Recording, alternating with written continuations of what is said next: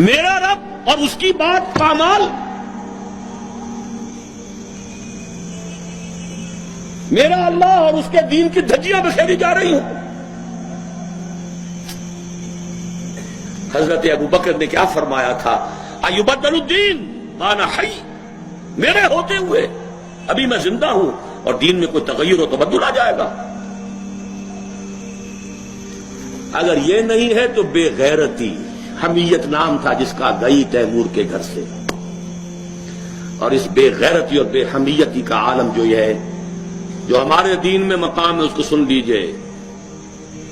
اوحى اللہ عز وجل الى جبرائیل علیہ الصلوۃ والسلام ان اقلب مدینۃ کذا وکذا باہلھا، اللہ نے وحی کی حضرت جبرائیل کو علیہ الصلوۃ والسلام، فلاں فلاں بستیوں کو الٹ دو، سدوم اور عمورہ کی بستیوں کی طرح عذاب ہلاکت نازل کر دو۔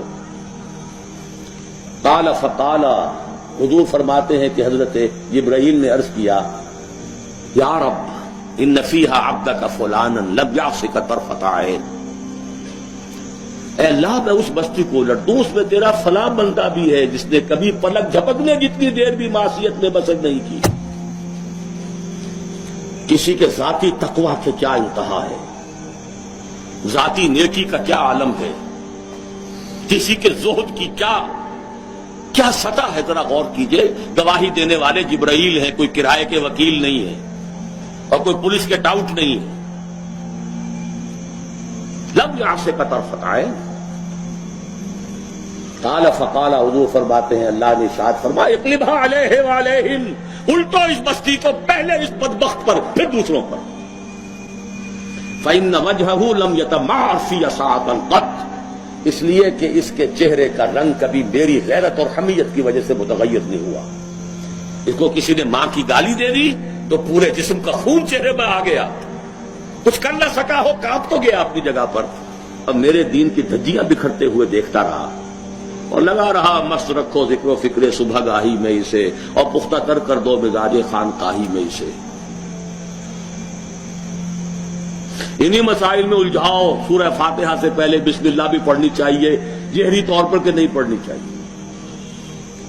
1.5 گھنٹے کی تقریر سننے کے بعد اصل مسئلہ یہ اٹھا، بیڑا یوں ہی تو غرق نہیں ہو گیا ہے۔ جس نے کہا تھا کیا اسے معلوم نہیں اختلافی مسئلہ ہے؟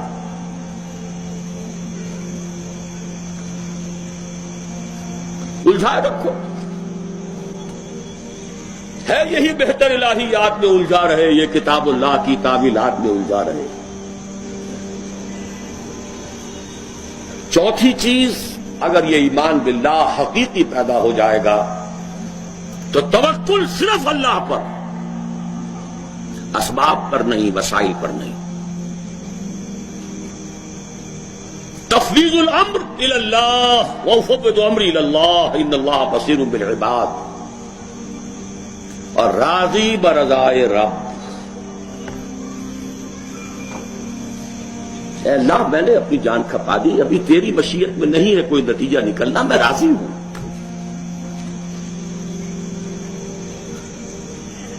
جان دی ہوئی اسی کی تھی، اب تو یہ ہے کہ حق ادا نہ ہو، تیری اپنی مشیت ہے۔ اس کی بے نیازی کا عالم یہ ہے کہ جلیل القدر نبی،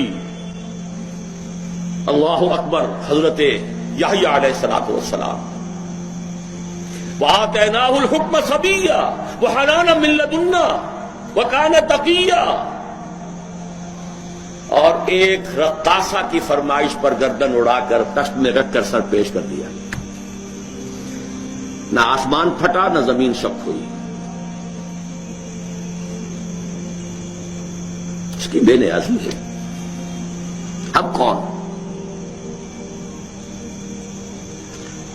اپنا فرض ادا کرنا ہے، بس توکل اس پر، تفویض الامر اس کو، اور اس کی رضا پر رضا۔ ہم بھی تسلیم کی خون ڈالیں گے، بے نیازی تیری عادت ہی صحیح۔ 4 چیزیں ہوں گی تو یہ جہاد فی سبیل اللہ ہوگا، اور ابھی صرف ایمان باللہ کی بات ہوئی۔